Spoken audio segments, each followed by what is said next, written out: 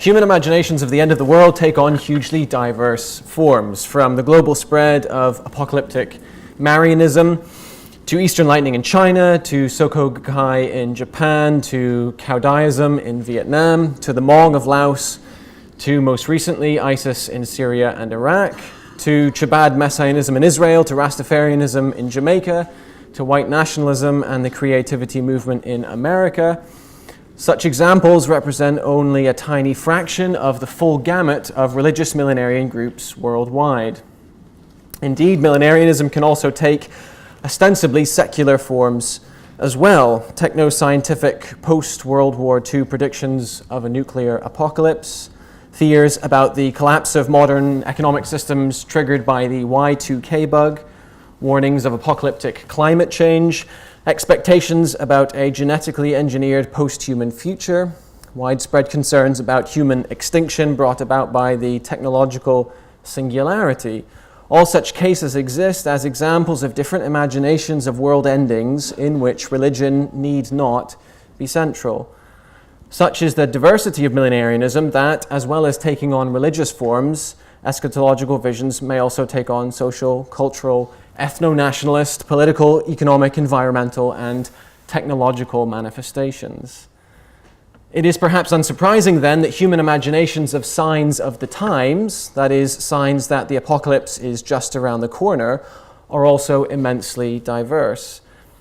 An apparition of the Virgin Mary in a salt stain on a Chicago highway underpass, the Brexit referendum result, the ending of Jim Crow laws in American South, ever-increasing levels of carbon dioxide in the atmosphere, the mass proliferation of barcode technologies, the advent of human spaceflight, the supposed culmination of the Mayan calendar in 2012, the election of Barack Obama, the election of Donald Trump. All of these have served for different people in different contexts and at different times as unequivocal evidence that the end of the world is here. Yet it seems that some signs are more arresting and more persuasive than are others. I want to argue in this brief paper that the most persuasive signs of the imminent apocalypse are violent signs. I want to make this case by specifically focusing on two dispensationalist Protestant groups, namely the Plymouth Brethren, also known as the Exclusive Brethren, and Jehovah's Witnesses. As an anthropologist, my own expertise is with the Brethren fishing community of Gamery in northeast Scotland, where I have conducted ethnographic fieldwork for a number of years. My comments on the eschatology of Jehovah's Witnesses, then, is primarily a comparative case and does not emerge from primary ethnographic data. Yet I am convinced that the comparison is a fruitful one, most especially because Charles Taze Russell developed the end times beliefs of the witnesses not only through a reinterpretation of the teachings of William Miller, but also crucially through a reworking of dispensationalist theology via the founding Exclusive Brethren member John Nelson Darby. As a theology of the prophetic unfolding of human history, dispensationalism can be understood as proposing a linear model of time, a model which is broken up into successive ages or dispensations. Among different Brethren sects and among other dispensationalist groups, including notably Southern Baptists and the Jehovah's Witnesses, there is disagreement as to the exact number of dispensations and how best to map these onto key biblical texts, most especially the book of Revelation. Yet there's also been near unanimous agreement among dispensationalists of different stripes that the dispensation humanity currently inhabits, the church age, exists as the final dispensation, rendering the present as the last of the last days. More than this, from the perspective of both the Brethren and the Witnesses, this eschatological temporal positioning is no innovation, but instead exists as the foundational, doctrinal, and cosmological reality upon which the rest of their religious experience has been constructed since the foundation of both of these movements. Crucially for my argument in this paper, dispensationalism and its positioning of the present as the last of the last days gives rise to the identification of a diverse set of this-worldly and otherworldly signs that the apocalypse is indeed imminent. For the brethren, such signs very often focused upon the fortunes of the fishing industry, and here I'm referring to the Brethren of Gamery in northeast Scotland, where I did my own work. And specifically on the way in which the fishing industry was managed by the European Union and the Common Fisheries Policy. The width of net mesh, the number of days at sea, the length of langoustines, the total tonnage of herring or cod, all of these were regulated by the European Union. As such, the European Union came to be regarded by the Brethren of Gamery as the Antichrist that was literally hell-bent on imposing a global world-ending famine. Yet many other signs, some positive, many negative, were identified by the Brethren as indicating that the end of the world was near. Harsh winters, the success of the Likud party, the increasing reliance upon credit cards, the decline of Sabbath observance, the rise of consumerist lifestyles among financially prosperous fishing skippers. All of these were interpreted as sure signs that the Brethren of Gamery were living through the last of the last days. The Jehovah's Witnesses, too, since their formation, have identified a whole host of signs. I'm sorry, I've lost my place. Have identified a whole host of disparate signs, including the following: the Balfour Declaration of 1917, which paved the way for the creation of the State of Israel, the appearance of multi-headed sheaves of wheat, which seemingly offer the promise of superabundant harvests, the new discoveries of the mathematical properties of the Egyptian pyramids, the spread of eschatological teaching contrary to that of Charles Taze Russell, and, crucially, the widespread use of blood transfusion technologies. All became signs which showed the Jehovah's Witnesses that Armageddon was imminent. As stated above, the exact order of end times event are a matter of dispute among different dispensationalist groups. For most brethren communities following Darby's teaching, the eschatological running order is as follows: the present last days, the rapture, the tribulation, the battle of Armageddon, the millennium, Satan's last revolt, the renovation of the earth by fire, and finally the eternal establishment of the new heaven and the new earth. George Chrysaides, in his recent book on the Jehovah's Witnesses, describes a very similar but not identical eschatological running order. Given the constraints of this paper, I want to focus on only a few of these eschatological events, namely the present period of the last days, the tribulation, the millennium, and the final establishment of the new earth. In comparing certain key aspects of these eschatological frameworks and the signs of the times that manifest their temporal succession, my argument is that, for the Brethren and for Jehovah's Witnesses, the most convincing signs of the imminent apocalypse are violent ones. For the Jehovah's Witnesses, then, these violent signs are understood to concern both the present and the near future. In terms of the present, images from the Watchtower magazine and from other Jehovah's Witness publications depict these last days in strongly violent terms. Armed robberies, drug addiction, terrorists in balaclavas pointing assault rifles, mothers holding the emaciated bodies of their famine-stricken children, state violence and war including tanks and fighter jets, nuclear missiles launched into the atmosphere, and atomic mushroom clouds on Earth.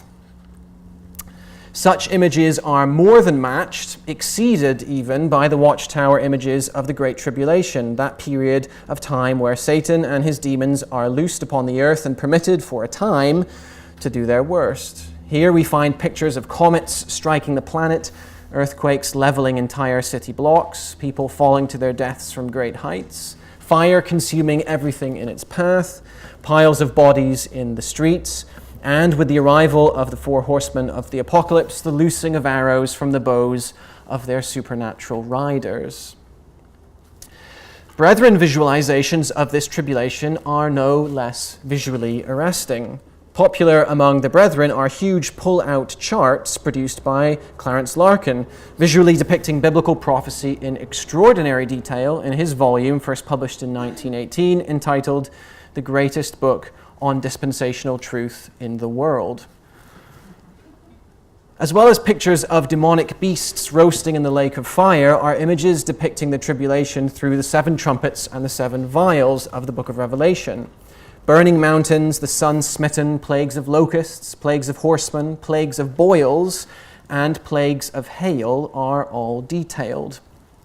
Jehovah's Witnesses too depict this final sign, plagues of hail, adding to Larkin's imagery by including the collapsing of buildings, lightning strikes, the opening up of jagged chasms, and the piling up of dead bodies. What then are the effects of such imaginings? In comparing these eschatological images, I want first to suggest that the reason why violent images are eschatologically so powerful for the brethren and for the witnesses is because violence is fundamentally an act of rupture. This is true physically, of course, but it is also true symbolically. Violence breaks, cuts, pierces, severs, burns, cracks, collapses, and crumbles. Crucially, as such, within this millenarian context, violence should not be understood primarily as a destructive act, physically or otherwise.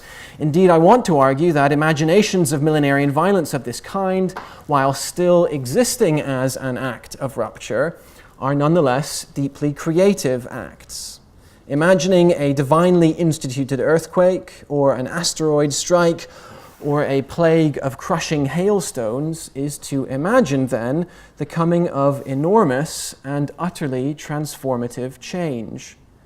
In this sense, eschatological violence of the kind that the brethren and the witnesses imagine is not the end it may appear, nor is it even the beginning of the end. Rather, the violence of the last days and the violence of the tribulation collectively represent, for these religious groups, an entirely new beginning. Further, while these images I am discussing in this paper are, from the perspective of dispensationalist believers, merely depictions of coming physical violence, their representational content, as such, should not be seen as purely symbolic, but rather should be seen as semiotic promissory notes, images of a sure and certain future that is soon to arrive into the present day. Seen in this way, the effect of violence, now imagined but soon to be real, is a conflation of the physicality of the violent break, the ground cracking open, buildings falling, hailstones crushing human bodies, with the temporality of dispensational transition, a transition from ancient biblical prophetic time to the present last days, to the tribulation, and then to the millennium, and then to the final destruction of the earth, and thereby its recreation as a new earth. The work of dispensationalist violence, then, is to conjoin the materiality of violent transformation with the temporality of eschatological transformation. Crucially, as a promissory note, the violent dispensational prophecies of the brethren and the witnesses are not only directed towards the present and the future, but also directed towards the ancient past. What violent images of this kind do, then, is to allow a further conflation, in this instance not of the material and the temporal, but of different temporal positionings. In essence, my claim here is that dispensationalist violence allows the brethren and the witnesses to experience their present as not only conflated with the soon-to-arrive violence of an apocalyptic future, but also conflated with the distant past of biblical time. The result is that by connecting the semiotics of the violent dispensationalist past with the semiotics of the violent dispensationalist future, believers may create a unified experience of time. The present thus comes to be experienced as simultaneously futuristic and ancient. Futuristic insofar as the present is a sign of things yet to come, and ancient insofar as that same present exists as an echo of, and thus a return to, biblical time. For the Jehovah's Witnesses, an important example of this can be found within the story of Noah's Ark, which, drawing on aspects of the Genesis account, positions the present as just as the days of Noah. As such, the present comes to be experienced as a time of military and individual violence, of marching armies, vicious beatings, and sexual exploitation, which, as in the days of Noah, will soon receive God's destructive judgment. This same temporal coalescence is also a feature of the violent imaginings of the brethren, who, as stated above, regard the European Union as the Antichrist, not only as a latter-day Babel, but as the harlot who rides the beast, drunk on the blood of the saints, as evidenced, according to the brethren, in the very architectural and monetary iconography of the EU itself. Imagining dispensationalist violence is thus both an act of rupture and an act of coalescence. It is both a severance and a conflation. It indicates that the now of the last days is both materially and temporally utterly unique, an eschatological precipice like no other, and yet at the same time its violent imaginings reach into the biblical past and the eschatological future, fusing them together by proposing a series of violent semiotic commonalities between the days of Noah and Babel, the present last days, and the soon-to-arrive future eschaton. But what exists on the other side of this imagined violence? What do the brethren and the witnesses imagine will happen after the tribulation? While not wanting to deny certain internally important dispensationalist disagreements, it's also important that there is real agreement. That is, that the violent tribulation will transition into the bliss of the millennium. And I want to conclude with this point. This transition, importantly, will itself be violent. For the brethren, for example, this involves moving from the violence of the last days to its disappearance for the faithful through the rapture, to its reappearance in the tribulation and in Armageddon, to its again disappearance in the millennium, to its final reappearance in Satan's last revolt and the renovation of the earth by fire, to its final disappearance via the violence through the establishment of the new heaven and the new earth. Here we see how dispensationalist violence demands its own disappearance and reappearance, a successive movement between severance and recreation, without which the unfolding of the dispensationalist eschaton would never occur. It seems then that dispensationalist violence and dispensationalist paradise are not merely oppositional, but when placed within their widest eschatological framework, come to be seen as co-constitutive, whereby, as Rodney Needham's structuralist anthropology would suggest, oppositions can be validly established and these can be systematically interrelated. This paper then has attempted to analyze the systematic interrelationships between violent endings and violent new beginnings as seen through eschatological commitments, specifically those of the brethren and the Jehovah's Witnesses, whose imaginations and anticipations of violent cosmological transformation show violence to be a deeply creative force, one that lays claim over all times, over the then of the biblical past, the now of the last days, and the not yet of a sure and hopeful future. Thank you.